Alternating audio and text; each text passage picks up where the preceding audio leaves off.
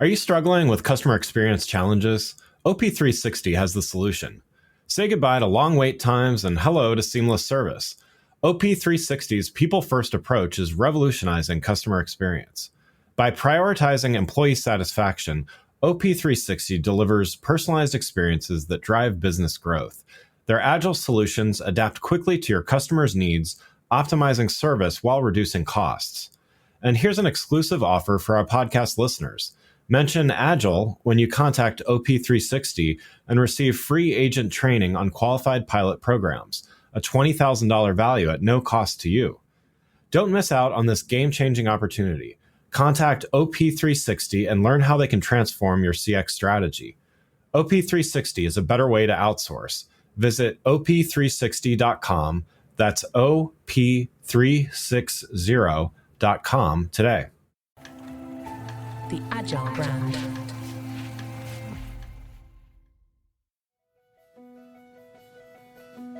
Welcome to Season 6 of the Agile brand, where we discuss marketing technology and customer experience trends, insights, and ideas with enterprise and technology platform leaders. We focus on the people, processes, data, and platforms that make brands successful, scalable, customer-focused, and sustainable. This is what makes an Agile brand. I'm your host, Greg Kihlstrom, advising Fortune 1000 brands on MarTech, marketing operations, and CX, best-selling author and speaker. The Agile Brand Podcast is brought to you by TechSystems, an industry leader in full-stack technology services, talent services, and real-world application. For more information, go to teksystems.com. Before we get started, I wanted to let you know that my latest book, Priority is Action: 7 Principles for Better Strategies, Decisions, and Outcomes, is now available. In it, I give ideas and insights for leaders and teams that need to make meaningful progress on their priorities. After all, our priorities are what we do, not what we say we'd like to do. You can find Priority is Action on Amazon or learn more on my website, gregkihlstrom.com.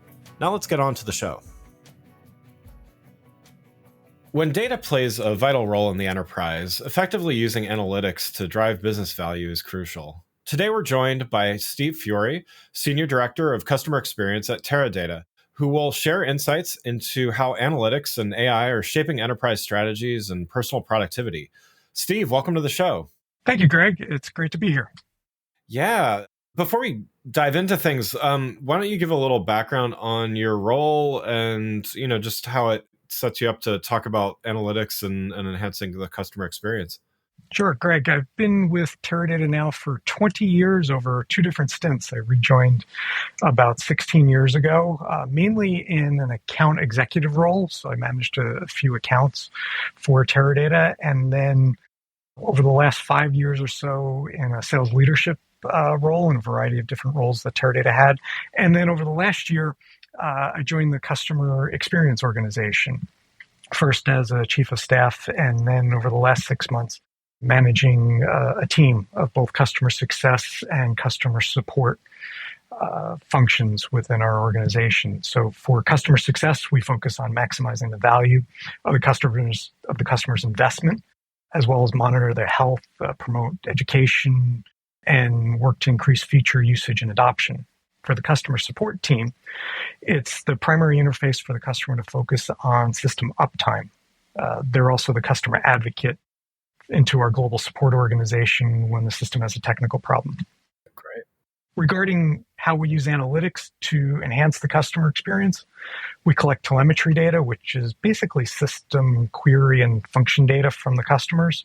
We leverage this data and the analytics behind it to help our customers understand how their system's being used, what features are being leveraged, what features that could they take advantage of, how to maximize the system uptime, all to increase the value back to the customer.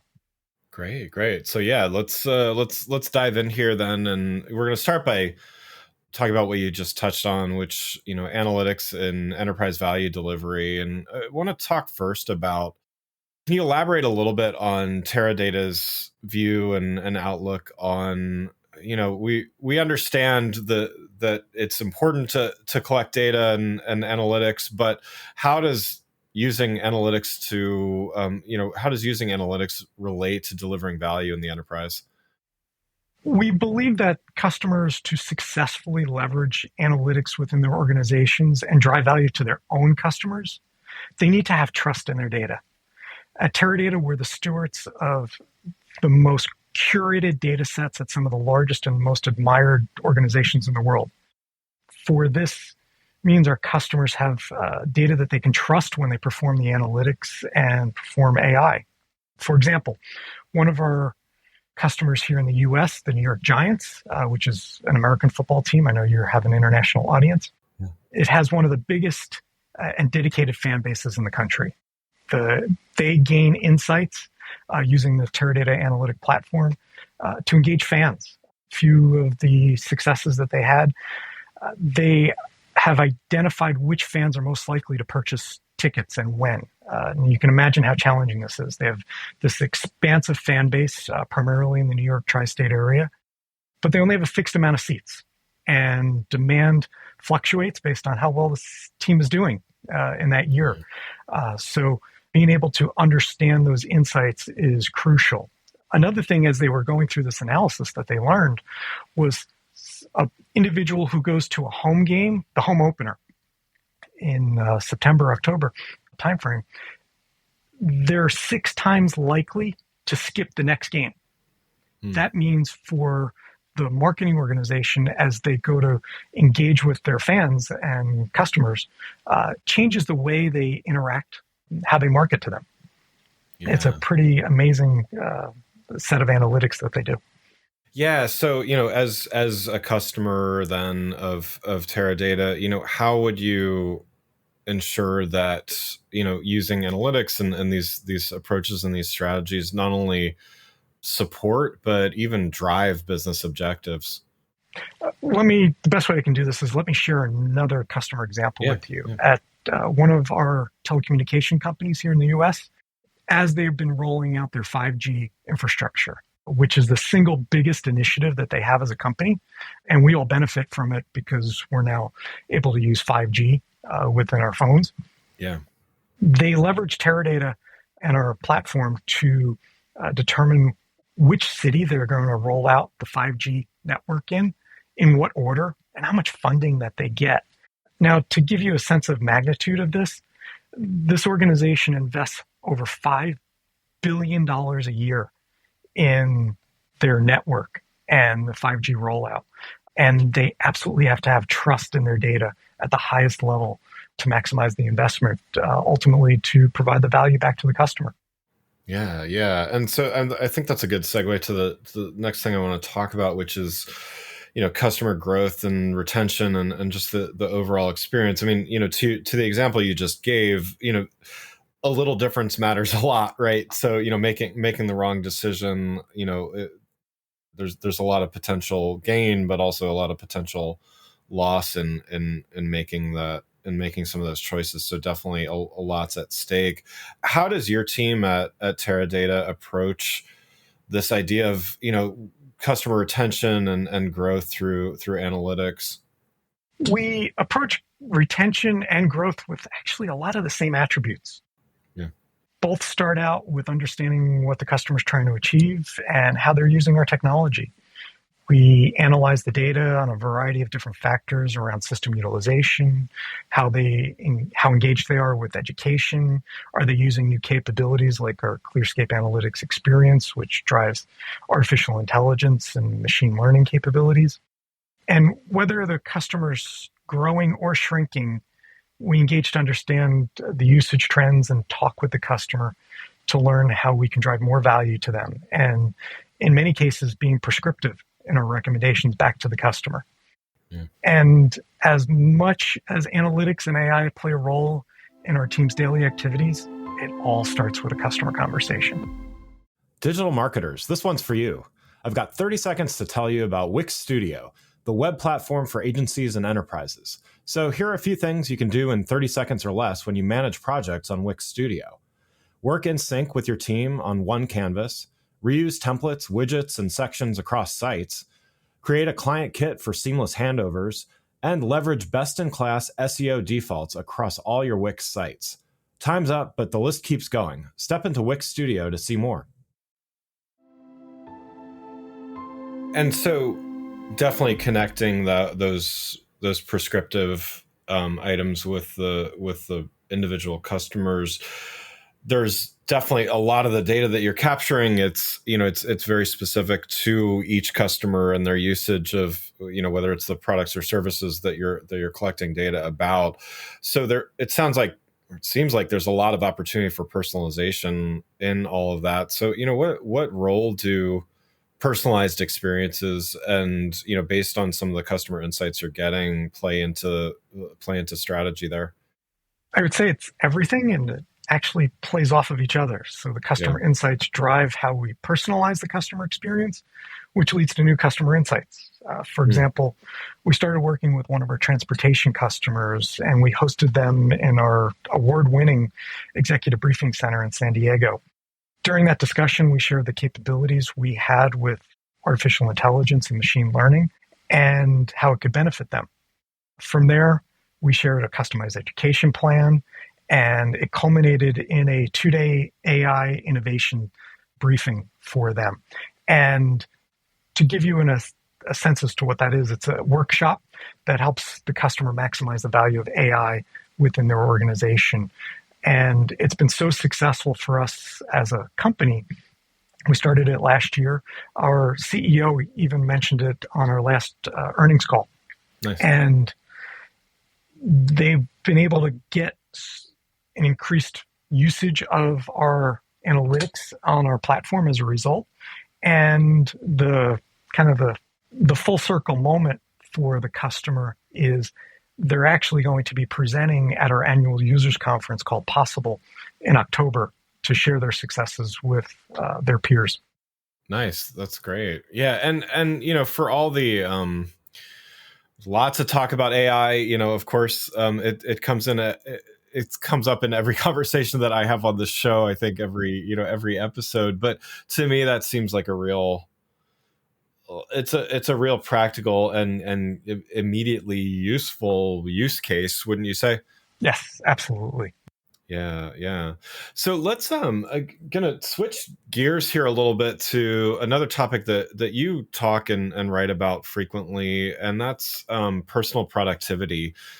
And so, we're going to talk a little bit about personal effectiveness and some ways to enhance daily productivity. So, you've certainly, as I mentioned, written about this quite a lot. In doing this, what strategies do you find most effective in managing your daily responsibilities? Yeah, I found this during probably 3 years ago. I was in this mode where I was in between jobs at Teradata. I was doing my old job and I was transitioning to a new job, and it was probably the most I ever worked, trying to balance the two. And I found I was productive from 8 o'clock in the morning as well as 12 o'clock in the afternoon and 5 o'clock at night or 6 o'clock at night as I was going throughout the day. And I started to reflect as to what I was doing to maintain that level of productivity. I had the opportunity then to do a TED Talk on it. And so I shared those experiences. And there's 5 things that I truly focus on. There's probably a dozen or more that I do on a regular basis. But there's the top 5 that I'll cover: walking, exercise, sleep, vacations, drinking water, and lighting. And they're all centered around this constant view of being curious as to what's working and what's not. Sometimes it works one day, sometimes it doesn't, and then always trying to be curious to self-improve.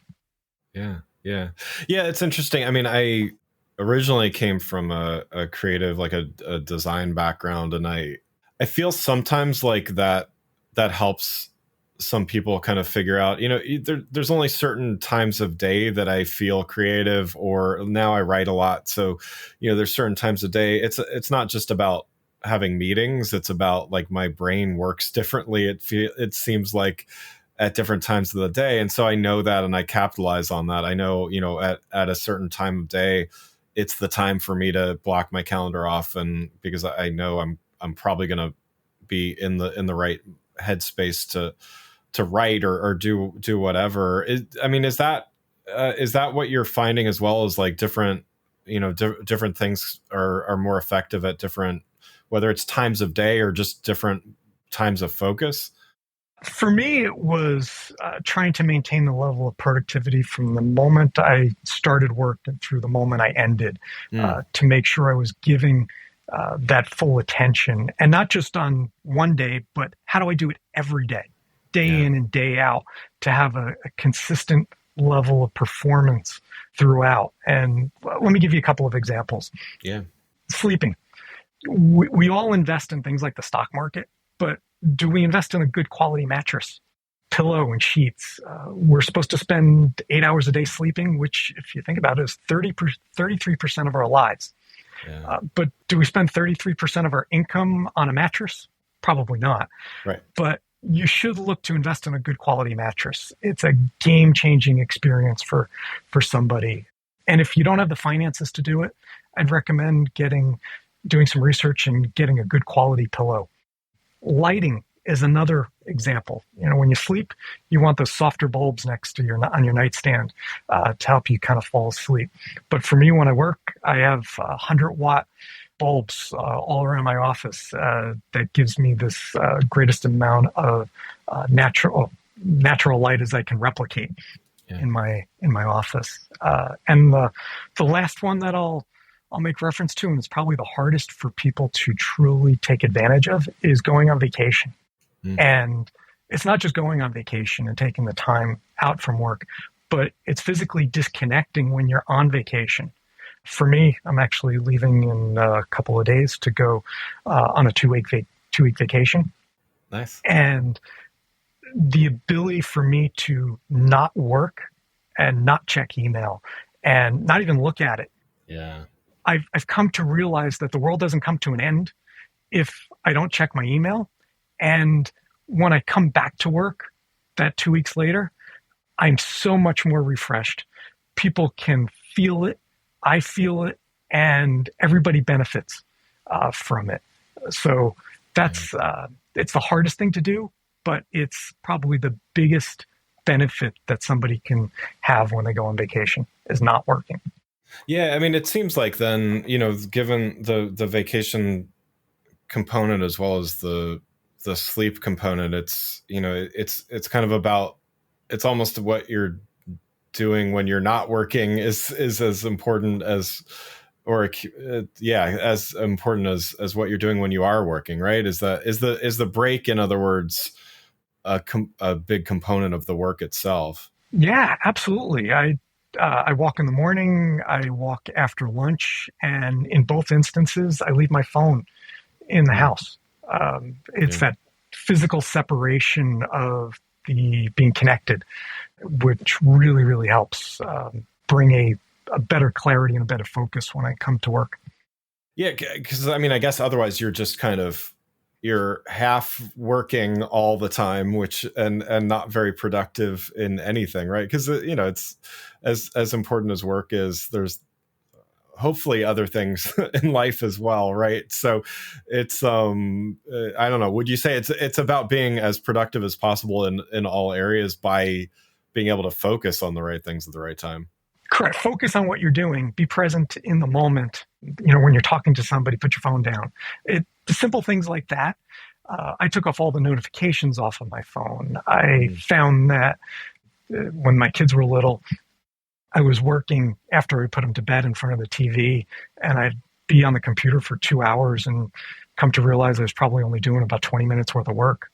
That's just not a good use of my time. And as I learned that, as I've gotten older, I've tried to just share that wisdom. All the things that I've mentioned, it's not rocket science. It's just following that discipline and being curious to figure out what's working for you. Yeah. What role do you think that leaders have? I mean, there's a lot of leaders in the enterprise listening to the show, and I would say a lot of aspiring leaders as well. Is there so much pressure to be on or online or whatever the case may be, that, to your point, taking I don't know how long you walk for, but I do something, I go for like a 30-minute walk every morning myself. And it's amazing because I'm not checking my email and doing all that stuff. But is there so much pressure to just be kind of always on that What can a leader do to like kind of give their people permission to do this? I think you have to set the example. For me, I make sure that when somebody's on vacation, and I say this up front when I start a new role, I respect people's time in the evening, especially as they want to be with family and friends or just downtime themselves. I try, because I love to eat lunch, I always schedule time for lunch for myself, but I also respect other people's time zones for lunch. So here I am on the East Coast, but I won't schedule a meeting with somebody on the West Coast at 3 o'clock in the afternoon for me, which is 12 for them. I don't call anybody on the weekends, and I absolutely don't call anybody on their vacation. Yeah. And it's just setting that example that I do. And there are times when I get messages at night and I just wait until the next morning to respond. Yeah. Again, the world doesn't come to an end typically. Right. Yeah. No, well, this is great. Well, Steve, getting back to the first topic that we talked about, and as we kind of wrap up here, getting back to analytics and AI in the enterprise, what do you see on the horizon? You touched a little bit on some of the AI stuff.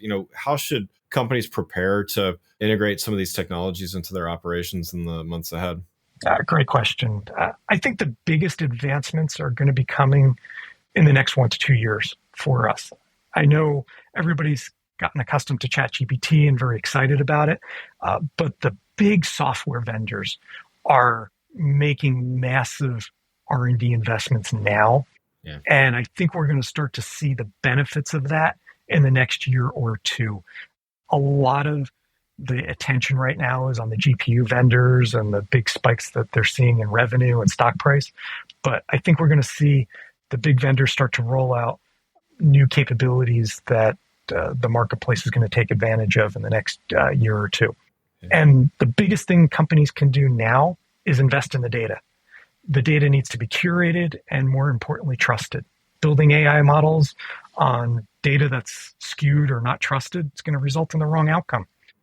We collectively as an industry have the responsibility to drive trust in the data so that the analytics and AI will be successful for the consumer or the B2B organization. Yeah.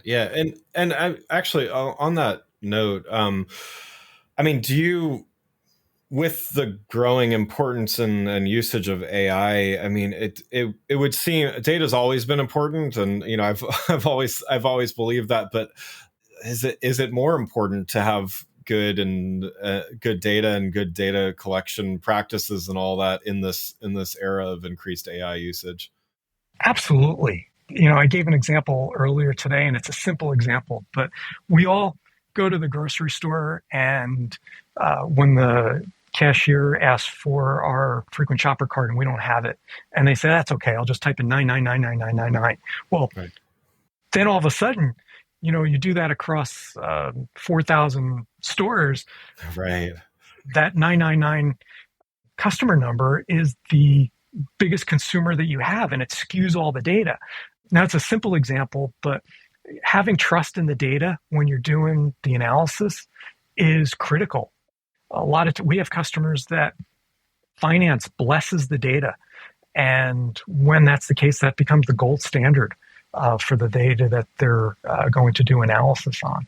For many years, I called on property and casualty insurance, and the same data was highly curated. It was premium data and claims data and loss data. That data is used across the entire organization by every department. That data had to be highly trusted for them to use. So now, as they're entering in the market for AI, it's very simple for them to make that jump because they have trust in the data. Yeah. Love it. Well, again, I'd like to thank Steve Fiore, Senior Director of Customer Experience at Teradata, for joining the show. You can learn more about Steve and Teradata's approaches to analytics and AI by following the links in the show notes. Thanks again for listening to the Agile Brand, brought to you by Tech Systems. If you enjoyed the show, please take a minute to subscribe and leave us a rating so that others can find the show more easily. You can access more episodes of the show at www.gregkihlstrom.com. That's GregKihlstrom.com. agilebrandsguide.com. While you're there, check out my series of best-selling Agile brand guides covering a wide variety of marketing technology topics, or you can search for Greg Kihlstrom on Amazon. The Agile brand is produced by Missing Link, a Latina-owned, strategy-driven, creatively fueled production co-op. From ideation to creation, they craft human connections through intelligent, engaging, and informative content. Until next time, stay agile. The Agile brand. Hi, I'm Mark Slayton, the host of the Delighted Customers podcast and the creator of the Trusted Guide Roadmap. The number one challenge of any change leader is getting executive buy-in. Without it, CX practices are destined to fail. You know the frustration when you don't have the support that you need. That's why I developed the Trusted Guide Roadmap Masterclass. It's unique because it's live, interpersonal, hands-on, and we give you proven frameworks, tools, calculators, and other resources to empower you to effectively lead change. To learn more, visit empoweredcx.com. Enrollment is now open for this quarter's masterclass starting October 16th. Don't miss your chance to join us.